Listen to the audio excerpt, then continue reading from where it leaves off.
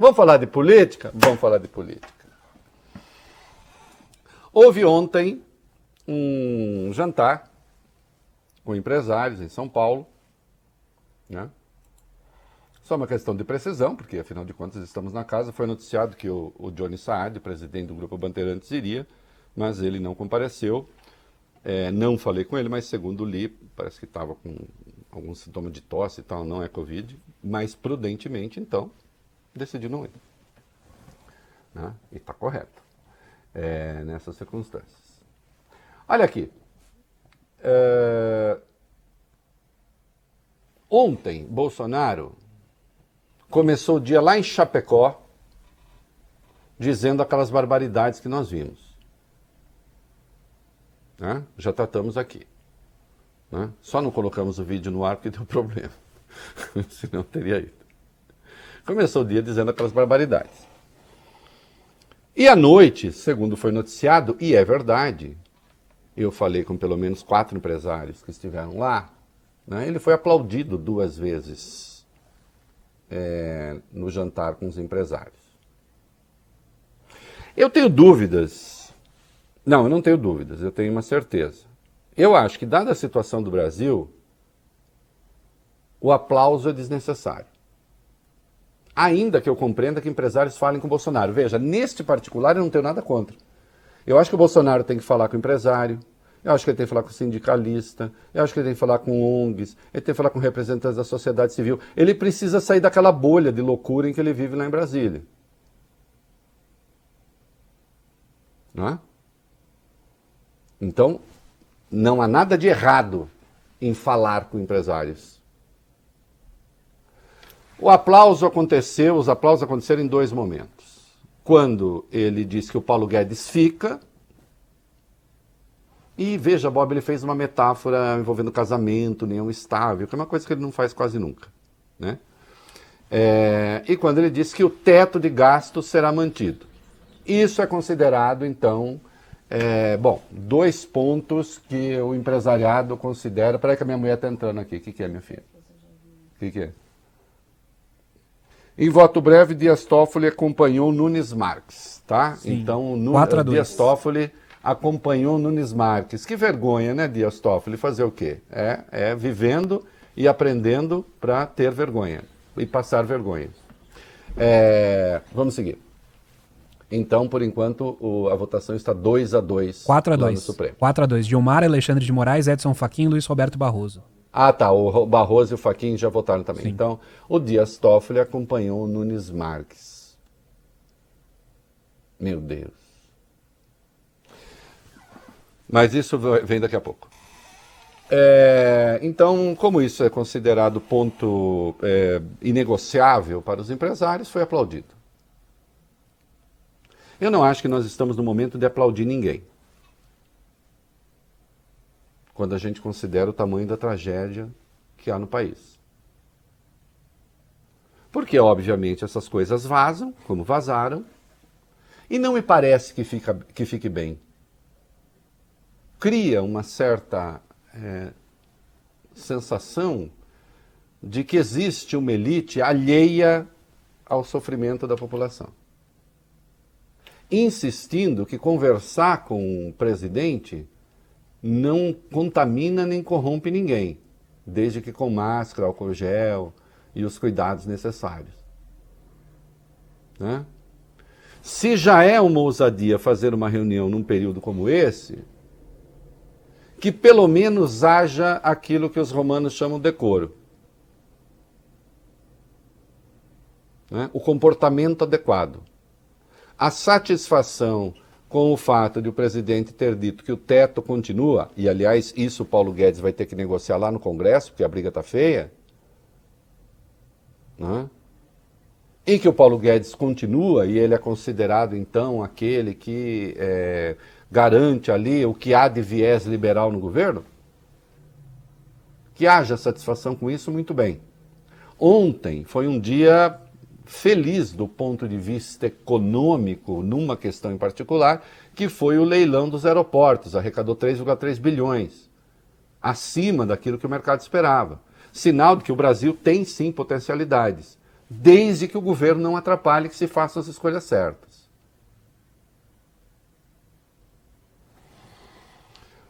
Empresários discursaram, todos eles falaram da necessidade de vacinação, erros cometidos foram cometidos, que se vá daqui para frente. O ministro da Saúde ficou de máscara o tempo inteiro, foi até ironizado um pouco por Bolsonaro ali, aquele gracejo que ele faz, né, de caserna. Positivo. O Franco França, ministro das Relações Exteriores, falou da necessidade de o Brasil se integrar ao mundo. Veja, essa reunião seria impossível com o Pazuello e com o Ernesto Araújo. Os dois saíram. Então, digamos assim, o presidente se move um pouquinho. Agora, a que custo isso acontece? Esse é o problema. Eu diria que, para o tamanho do problema, ele se move muito pouco e muito lentamente. E aí, fez ali um repto contra o lockdown que não existe. Lockdown que não existe. Não existe lockdown no Brasil. O lockdown foi feito em algumas áreas muito específicas. Né? Por exemplo, fez-se lockdown em Araraquara e funcionou. Fez-se lockdown em Araraquara e funcionou. Mas lockdown no Estado não existe, existem as medidas restritivas. Que foram criticadas por alguns empresários, sim, e duramente criticada por Bolsonaro. Que, de novo, no discurso, voltou a falar num dado momento no meu exército. Seu exército? Ele não tem exército. Depois, nosso exército. Bom, nosso do Brasil. Mas o exército e as Forças Armadas já disseram a ele que vão se comportar segundo as regras do jogo. E aí, obviamente, fez o que não deveria. Atacou o governador de São Paulo de uma maneira brutal, com palavrões, com xingamentos que desqualificam o debate político. E que são uma desnecessidade. Ajuda em quê? Notem, daqui a pouco eu vou falar da votação do Supremo. O ministro Alexandre de Moraes, no seu voto, há pouco sobre as igrejas, o ministro Alexandre de Moraes destacou que cabe ao governo federal o papel de coordenação das medidas de restrição. Tem de entrar em entendimento com os governadores e com os prefeitos, e não de hostilizá-los. Porque fica parecendo que governador e prefeito gostam de impor medidas restritivas. Quem gosta? Agora, pergunto a alguns dos empresários que estavam lá ontem, ao próprio presidente e ao governo, vocês sabiam que o Brasil está com estoque de oxigênio que está no limite? A mesma coisa dos anestésicos? O presidente já deixou claro que por ele não há restrição nenhuma.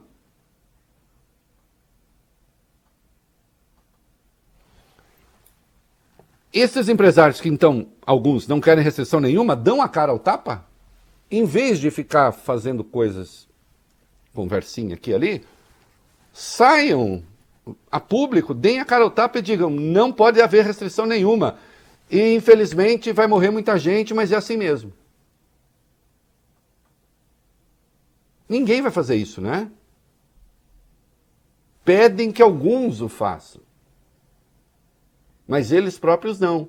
A posição do Bolsonaro, de certo modo, é confortável, porque então ele faz o seguinte, olha, eu quero que abra, acho que todo desastre da economia é porque as pessoas não estão criando medidas restritivas, a culpa é dos governadores, a culpa não é minha. E pronto. E está resolvido.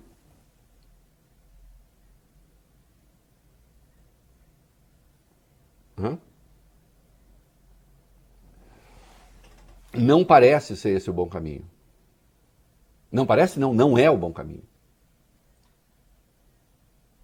Então, se um presidente tem sim de conversar com empresários, tem sim de conversar com trabalhadores, tem sim de conversar com ONGs, tem sim de conversar com representantes da sociedade civil, falta o Bolsonaro, inclusive, conversar com toda essa gente, né? Com quem ele não conversa. Nem ele, nem seu governo. Isso é fundamental para governar. Então, se um presidente tem de fazer isso, ao mesmo tempo, tem de saber o que vai dizer para essa gente. O jantar de ontem serviu para duas coisas. Guedes fica. Ah, então tranquilize, Guedes fica. E o teto vai ser respeitado, que vai ter de ser negociado lá no Congresso. No que diz respeito à pandemia, houve um voto de esperança para que o país vacine o maior número de pessoas possível. E só. A coordenação nacional que o governo federal deveria fazer, esta continua a inexistir. E aí tem uma coisa exótica, né? Ele foi de uma agressividade notável com Dória, né? Eu falei com 4 pessoas, outros falaram quantos tantos, isso é unânime, né? Com xingamentos, o presidente tem a boca muito suja. Né? E num dado momento, o ministro da Saúde falou a todos ali que o Brasil tem boas perspectivas porque é um dos poucos países do mundo que produzem vacinas. É verdade. Estamos produzindo vacinas, ainda com o IFA importado, mas daqui a pouco vai ser produzido aqui também o ingrediente farmacêutico ativo. Só que 80% das vacinas aplicadas no Brasil se deve ao Dória, o atacado da noite. Então é uma equação que não faz sentido. Né? Obviamente, nenhum dos empresários presentes, inclusive os que aplaudiram, contratariam Bolsonaro para exercer qualquer função nas suas respectivas empresas. E a essa altura alguém poderia dizer, bom, mas ele é político, ele não é empresário. Sim, mas mesmo políticos exercem, muitas vezes, funções importantes em empresas, até quando deixam a vida pública, em razão da sua habilidade e da sua capacidade de negociar, de ter das interlocuções que tem, das relações que tem, da compreensão que tem do processo político. Ninguém precisa ser um expert em indústria, banco, comércio, serviço, nada disso. Muitas vezes a função de uma pessoa na empresa é estabelecer relações sociais. É claro que ninguém ali contrataria o Bolsonaro. Se ninguém ali contrataria o Bolsonaro, também não pode mencionar que ele seja uma espécie de gendarme de braço da porrada daquilo que eles consideram ser o ideal para a economia. Né? Ah, todo mundo ali era bolsonarista? Não. Todo mundo ali saiu bolsonarista? Não. Havia alguns bolsonaristas ali? Sim. Houve uma notável ausência de um bolsonarista? Sim. Luciano Hang não estava. Não sei porquê também. Né? Talvez fosse medo do terno, de repente. Né? É muito coruscante, não sei. O fato é que não estava. Agora, ou o governo passa a assumir a coordenação desse processo, ou vai ficar no braço de ferro com governadores e prefeitos enquanto se viver essa fase terrível da doença.